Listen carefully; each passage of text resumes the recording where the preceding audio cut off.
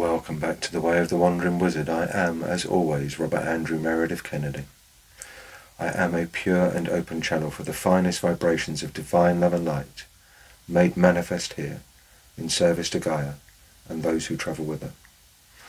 Though most folks know me as Bob the Wizard, Gander Bob the Wise, or the Weirdo in the Kilt. My last little videoettes I was waxing lyrical about cannabis, and then on to combat kilts and fresh ink. While the combat kilts and fresh ink very much were a part of my journey in service at hospice, cannabis was not. It was a very separate part of my life then, became more integrated in the years that passed. The summer of 2017, I'd been applying to the hospice. Was there a role, either as a volunteer or even as a therapist? I've been answered. They were just going through to an email box that I didn't know even existed. As it should be pointed out, I'm a wizard, not a techno-wizard. Once the universe had moved and communication was opened, I was invited over for a quick interview, informal interview, over a cup of coffee and cake. Could I come over to the hospice, where I was to meet, who will henceforth be known as the Arty-Farty Witch.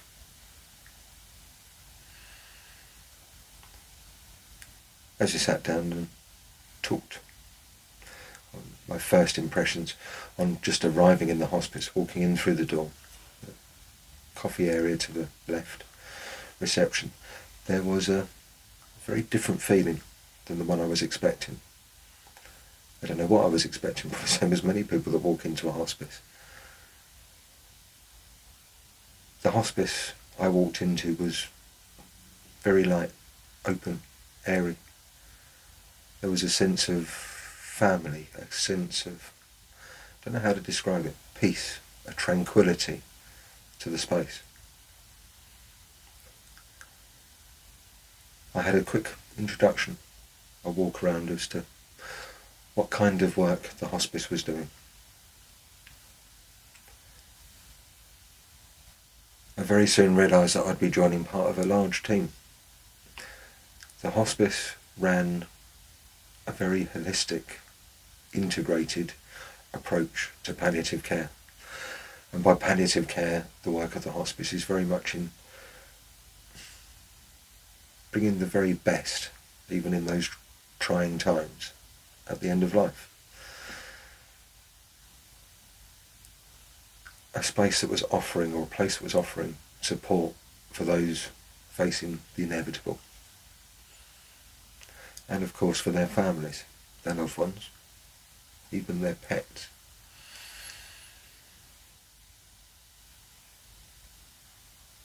Now, as I said on introduction, there's a large art, craft and creative therapy area,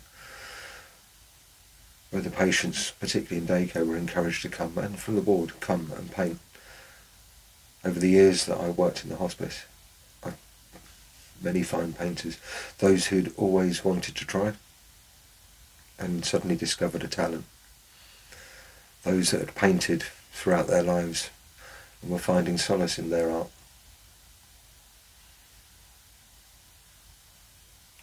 There was music therapy, occupational therapy. It's just the body of work that was done then. I was joining a large team with a model of holistic healthcare, albeit end of life. Now, casting my mind back and to my early awakenings to Reiki, this was literally walking into something very close to that dream of an integrated health service, mind, body and soul, all understood as working together, all aspects being treated. To say that I was impressed, to say that I certainly knew why I felt called, was a bit of an understatement.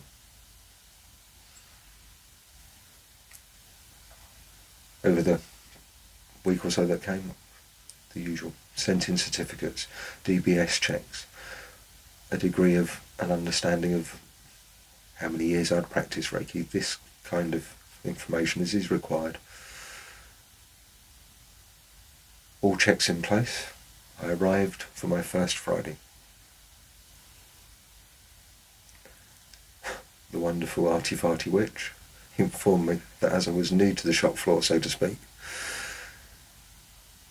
maybe I would be better served if I just circulated, explained to a few of the patients who I was, what Reiki was, maybe offer a few treatments, simple treatments, there in the open. Seemed like a sage idea. As the daycare was fairly empty at the time because there were other activities going on, she also asked would I take on board home visits. As a Reiki practitioner, I'd done many home visits at all stages for people's lives. I was comfortable to do so, so yes, of course, provided they didn't mind me turning up on a Harley every now and again. My first hospice patient was just an amazing gentleman. In the interests of obviously providing privacy to families, I will mention no names. The gentleman in question had been fighting for a long time his disease and had suddenly been struck very hard and was now in care. His family were open to Reiki, alternative ways of working, and had been treating him. Would I be able to travel down to a care home, which was right on the edge of the area that we looked after? Yes, of course. Drove down, was duly introduced to his good lady and the family. I saw that gentleman right the way through his hospice journey. And every time, no matter how low, no matter how much he was locked in by his condition, that smile, his smile would light a room. This was the first family that I worked with. Part of the work of the hospice is in supporting the family as they are supporting their loved one through that process. It's an essential part of the support network. As anybody who's faced or is facing those times will know, these are the harshest times of our life.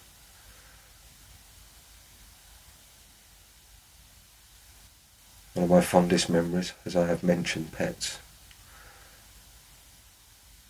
was the wonderful black Labrador that came with that family, who had an uncanny knack of deciding when she required some Reiki, didn't matter who was being treated, and would insist on this by planting a wet nose up on the inside of my kilt, just to let me know. After his passing, which happened on the ward, and again I was blessed to be around the family at that time, I was invited to the celebration of his life, and it was the first of many experiences in my time at hospice,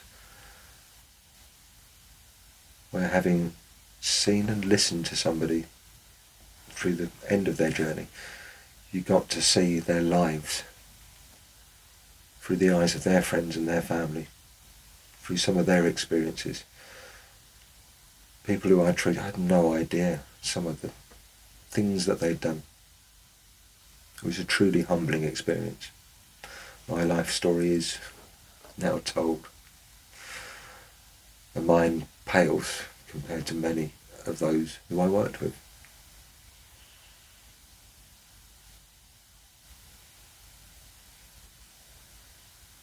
I consider those almost 2 years of my life absolutely formative. I said it was, while I hesitate to describe it, it's not a hostile environment, but it is an emotional environment that's not hostile, but a very charged, challenging environment.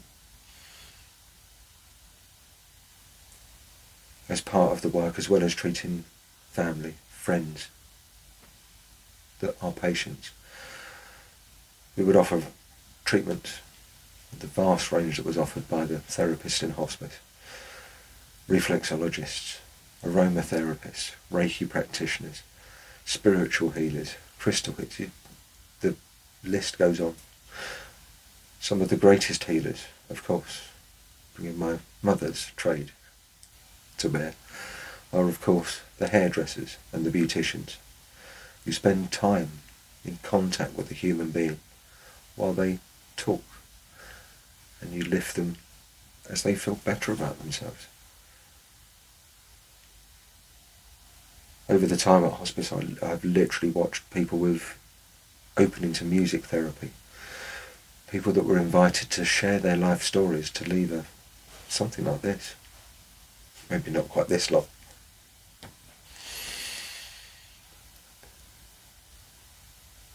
But to leave something of themselves. So to be of service in such a place is an honour.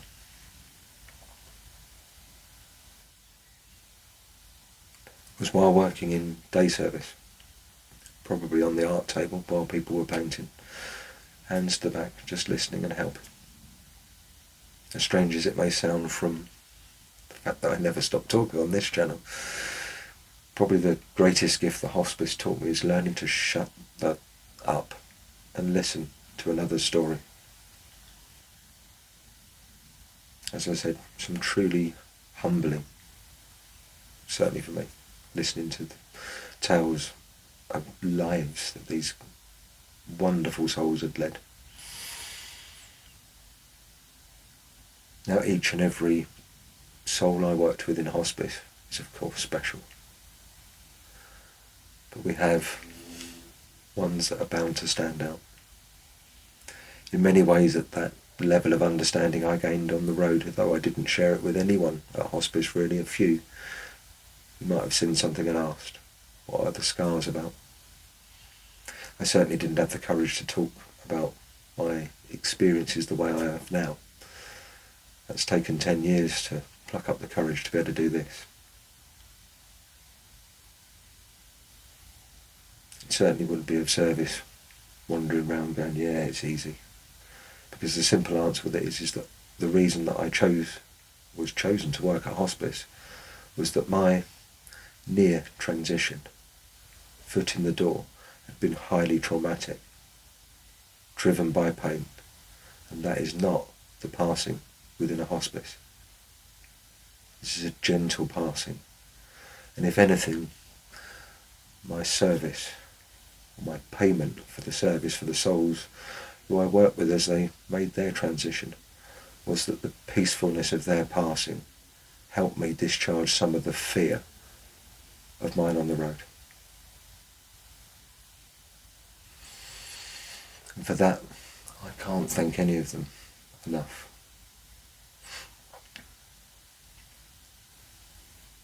As I go on in the next chapter, although my service at hospice was somewhat shorter than I was planning, I had become very involved. Every full moon, I'd feel the call, so to speak. I'm often awake on a full moon, certainly have been post-accident. Not unusual in that. Rather than sitting up all night with a race in mind, it seemed far more sensible to me to be at hospice, of service. And so I'd often take on part, the night shift. I always started my work in the hospice in the quiet room. It's a way to come in from the world, centre myself in the middle of the hospice, calm my mind and allow myself to open to channel. Such a peaceful space, multi-denominational space, a meeting space, a place for quiet reflection, a place I've spoken to many over the course of those long nights.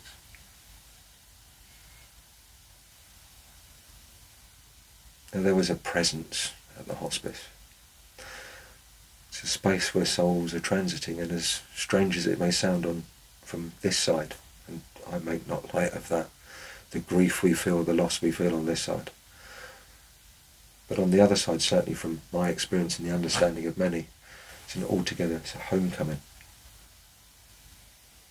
To be in that middle space, seeing both sides, was an honour. I'd often sit waiting for relatives, the right moment to be called into work. And many of the old nurses who've worked in hospice for years knew that I'd be there ready to be called. I was sitting there in meditation one night. It's the only way I can describe it. Not connected to any particular patient or situation, but just sitting in the space, as I often sit here. The door had opened. Someone in green, I assumed it was one of the nurses. Soft voice. Just said thank you. Something like your work here, something like that. Thank you for your work here. Turning around, I said, I'm not a particularly visual, thankfully, of the gift of channel. Clairvoyance is not mine. What I see is what you see, most of the time. I might choose to describe it a little differently, but it's the same thing. But there was a very clear presence, very green. And that sense, heart of the hospice. Now, I don't know. Describe it what you will. The collective mind of the hospice.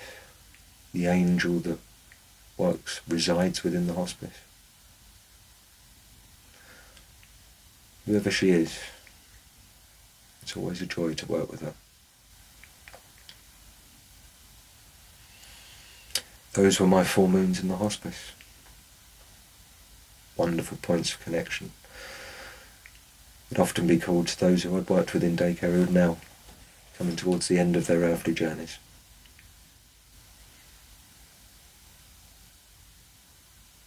As I've mentioned, the kilt sort of identified me as I became known as Reiki Bob. I would, on occasion, be called to work on the wards. And in doing my ward rounds, many have got doors open. I was summoned to the presence. The lady of South African lineage. She was, of course, open, awake, aware. I don't know. What a soul. What a soul. Queen of Dragons herself. She really was.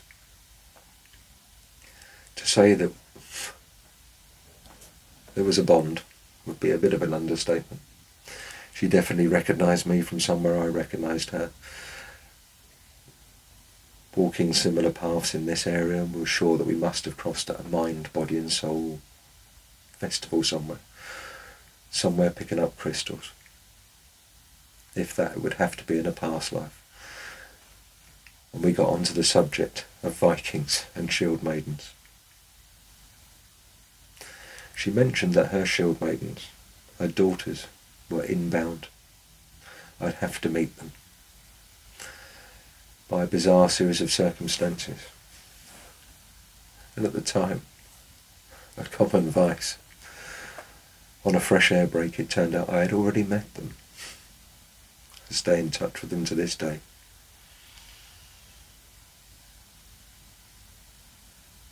Her courage was just humbling with her condition. And I remain in awe of her journey. The day before she passed, while holding her hand and giving her Reiki, she looked out the window and I, inevitable conversation of, have you made any plans for your celebration? And off she drifted into Viking longships, and this is what I want, the full Viking ceremony. Well, that shouldn't be a problem. You're nice and close. There's an orchard over there. There's a few dead apple trees. I'll see if we can arrange for it to happen just on the edge of the hospice ground. While I, of course, couldn't manage such a send-off, did make a small model longship and sent her on her way. Traditionally, back to the halls of our ancestors. Such was my service at hospice. I met some amazing, amazing people. I worked with an amazing team. It genuinely was a pinnacle in an interesting and light-filled life.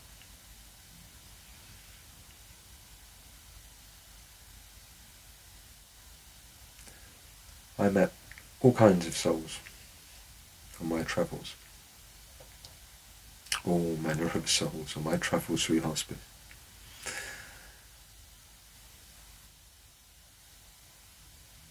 During the last phases, we were often asked, when is this likely to happen? And while no one knows, only the soul that's passing truly knows from the point of perspective of what I've observed, what I experienced.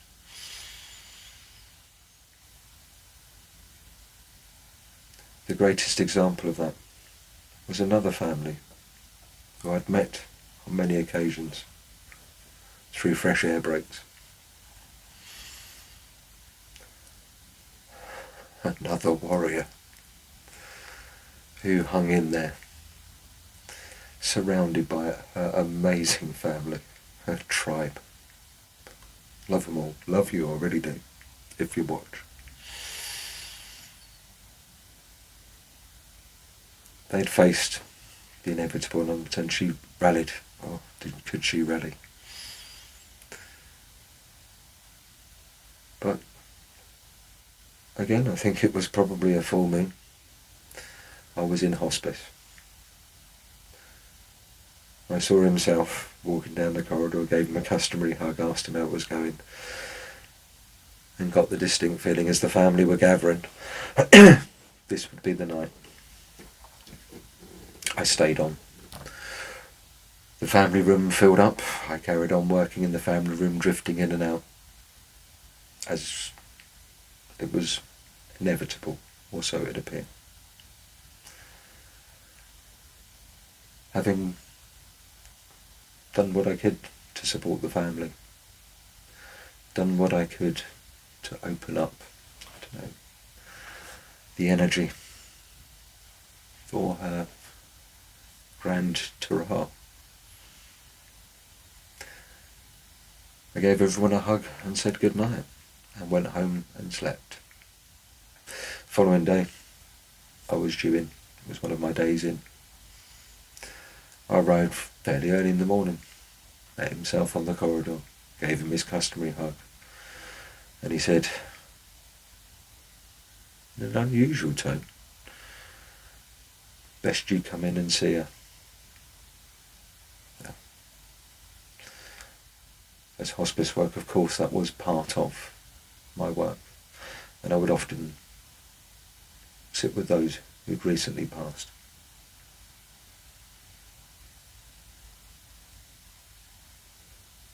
As I walked in, she sat bolt upright in the bed and went, "Oi, Bob, where's my toast?" As the family will tell you, I think I very nearly had a heart attack before her. Was honoured to be invited at her celebration to tell a little of her journey and of the work of the hospice. I did, of course, look at the casket as it sat before me and pretty much said the same thing. She sits up and asks for toast now. I suggest that you lot get in front of me, because I'm heading for those doors. Now, if that seems that I'm making light of death, I am.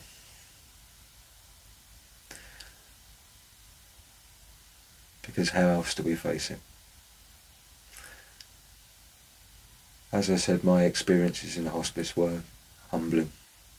I truly felt I was working where I was supposed to be working, assisting those in all aspects of their journey. Very much the work of a wandering wizard. I hope that I've done justice to the lightest time of my time in hospice.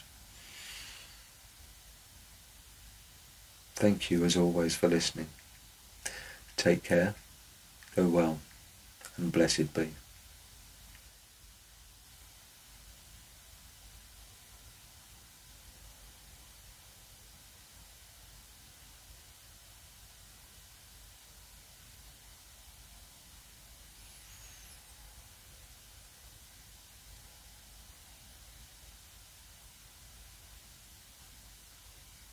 Don't know if you heard the church bells. I'll take that.